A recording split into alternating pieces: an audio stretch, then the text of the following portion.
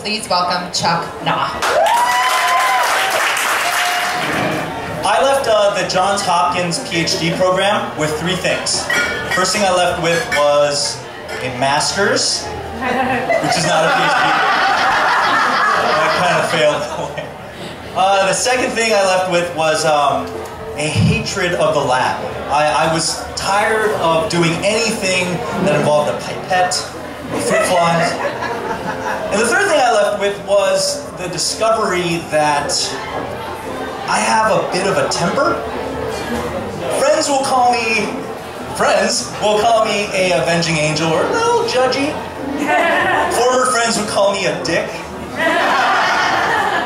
I burned a lot of bridges when I left grad school, and I had bills to pay. I needed a job. I left kind of abruptly, and I didn't want a lab job, so luckily there was one person in the department who I hadn't burned the bridge with, and they got me a job interview at a school to be a science teacher, like Jason. So there I am, I'm doing my audition piece, doing a beautiful presentation on Mendelian genetics, and the principal says, okay, how about a job? One catch, if you do any teaching on a controversial subject like evolution, you have to teach it with the rabbi. So I accepted a job as a teacher of science at a Orthodox Jewish yeshiva.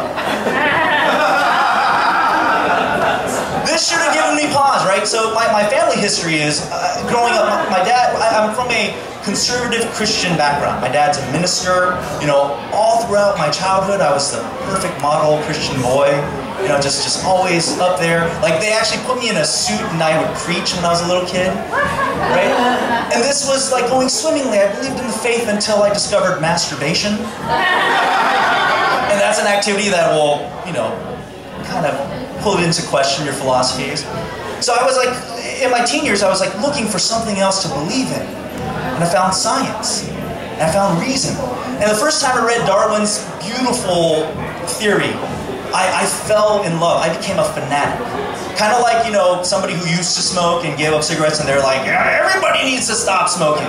That was how I was with evolution. Like when I went to college, I went to a Christian college because as a pastor's son, there are perks like scholarships.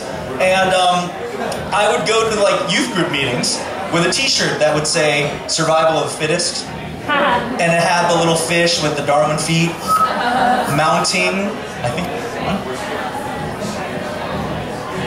Yeah, sorry. The little Darwin fish was mounting the Ichthus Jesus fish. I was so proud of this shirt, like I was that guy. Like, hey.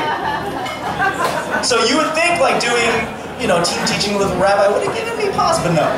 There I was, first year teacher, and it was horrible. I am the worst teacher ever. I had no training for this. I didn't know what a lesson plan was. I didn't know how to discipline children. It was just day after day of people yelling and me feeling disappointed and coming up with so many different ways to quit. But I didn't because of the 7th graders. I love 7th graders. That sounds a little creepy. No, my 7th grade, so I taught 7th through 12th, right? 6 different courses. And the 7th graders were amazing because they're like, so enthusiastic and so happy, but they're old enough to start relating. They're not old enough to be douchebags yet. Because like once puberty comes along, then all of a sudden you just want to punch them in the face. But 7th graders are perfect.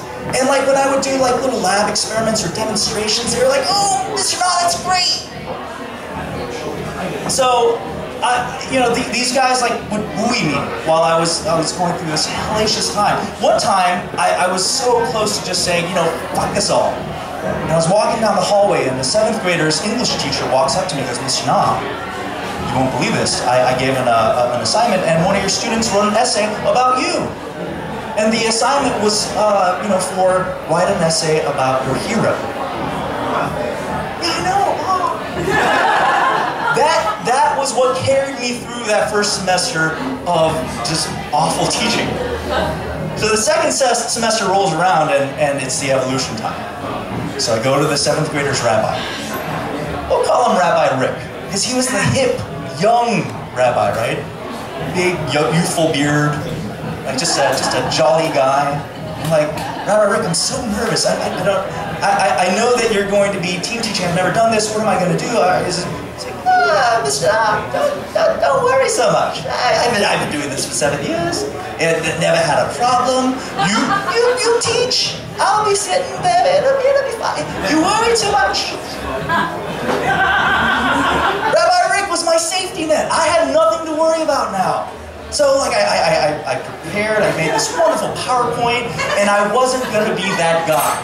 I wasn't gonna, be all confrontational revolution. No, I was gonna be magnanimous. So I go into my classroom. I go into the classroom, stand up there, introduce the rabbi. Before I can even start the PowerPoint, hand goes up. Mr. Nah, how old is the earth? It's a landmine he's planted on. But I sidestepped it like an expert. I was like, well, science says it's millions of years, but before I could even do the but, I hear Rabbi Rick go,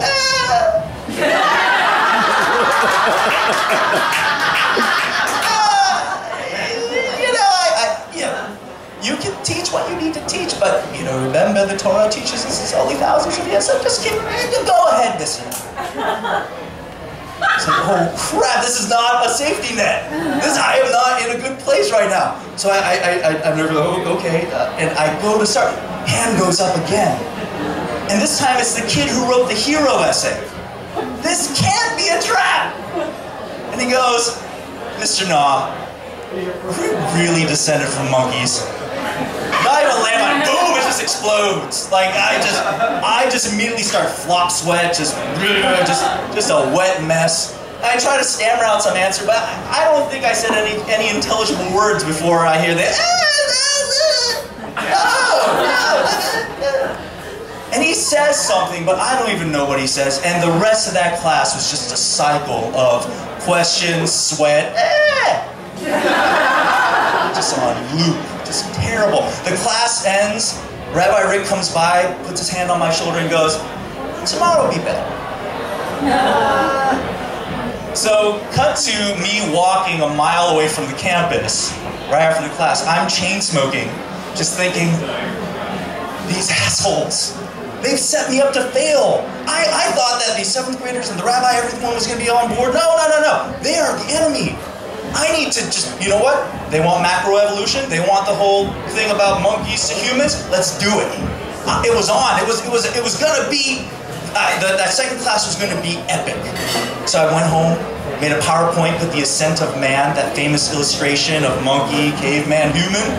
Oh yes, I was ready. Walk in for the second class. Nothing happens. It's just the same thing as the first time, except instead of flop sweat, it's just I'm a puddle on the floor, right? Question, puddle, And eventually it got to the point where, like 10 minutes into the classroom, Rabbi Rick is just taking over. Like he's just like, okay, you go sit over here. I'm gonna teach the class now. Completely bailed. That class ends. I walk off again, chain smoking, and this time I'm thinking they win. I've got to find a way to tell the principal to fuck this job. I'm done. I can't do this anymore. You win! And I was ready to burn bridges. I'm just like, oh, fuck. So I walk back to the school, and as I get to the building, there's a basketball court out front. And the 7th graders are out there playing basketball with Rabbi Rick. And the 7th graders are no longer my tormentors. They're like the little kids that I've grown to love. And they come up, Mr. Now, let's go play basketball.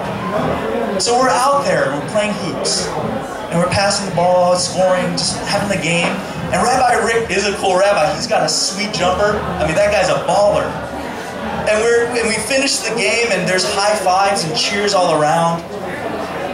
Rabbi Rick and I actually high-fived. It was really cool. I've never high-fived a rabbi before. And I went home that night, still employed by the Yeshiva. And I thought about it. I was like, instead of seeing these people as my enemy, as people who I'm fundamentally opposed to and they have defeated me, and maybe there's another way to think about this. Like Rabbi Rick is a teacher. So he's teaching, he's doing what he needs to do.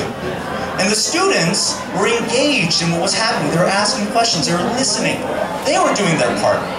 I was failing. because I wasn't teaching.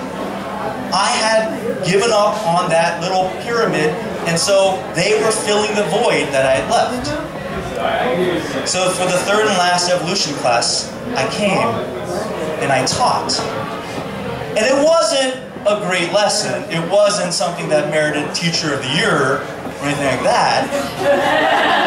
But this time, even though I was sweating, and even though Rabbi Rick would go, "Oh, I don't agree," but I listened to what he was saying at the end. But go ahead. Go ahead. And so I went ahead. I kept teaching. And by the end of that class, Rabbi Rick came up and he patted me on the shoulder. He said, "That was excellent."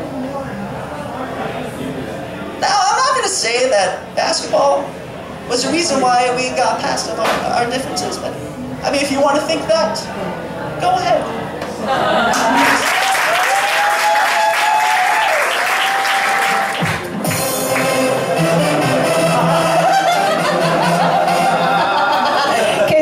The joke songs here. The performers are. Chuck. Yes. If you could be any Jewish person, Yes. dead or alive, Yes. who would you be? I'd have to say Larry Bird. Larry Bird, bringing in the Wait, he's basketball not star. Jewish. Wait, hold on. I was gonna ask about that, didn't Richard Pryor. Richard Pryor. No, I don't. Do you know who Jewish people are? Do you know how to identify them? Do you know what their identifying marks are? They're usually hilarious. They drive hot dog movies. Exactly. Yes, from the back. Okay, I'm gonna ask you this. Okay, so many of us creatives, we have day jobs, right? You work on government biotech science inventions. Yeah. Chuck, are you cloning people? Yes. I imagine you kind of are, aren't you? Can you expound on that? Just yes is not comforting to I me. love how everyone else was like expounding on their answers. So You're just like, yes. cloning is actually. Let me talk about cloning for a minute. Cloning is a process about making clones. I don't really know what that is. Yeah. No, we don't do cloning. Okay, so that's not anything you're involved in, like patenting and stuff like that, right? Yeah, I work for the NIH. We do patent inventions and licensing and things like that. Not as exciting as cloning. You played an evil doctor in Dr. Science's Science. Yet in real life, you don't seem evil at all. Oh, I know. Where do you go? Where is that dark place that you go, Chuck Nah?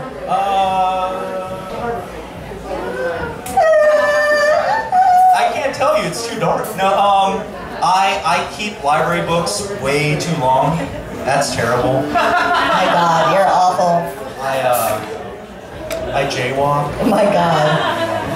I eat after dinner. Oh, midnight eating. And then do you go swimming? So evil. My God, it is evil. Well, you've shown your skills tonight, sir. Thank you for coming. Thanks, everyone. Chuck Nah.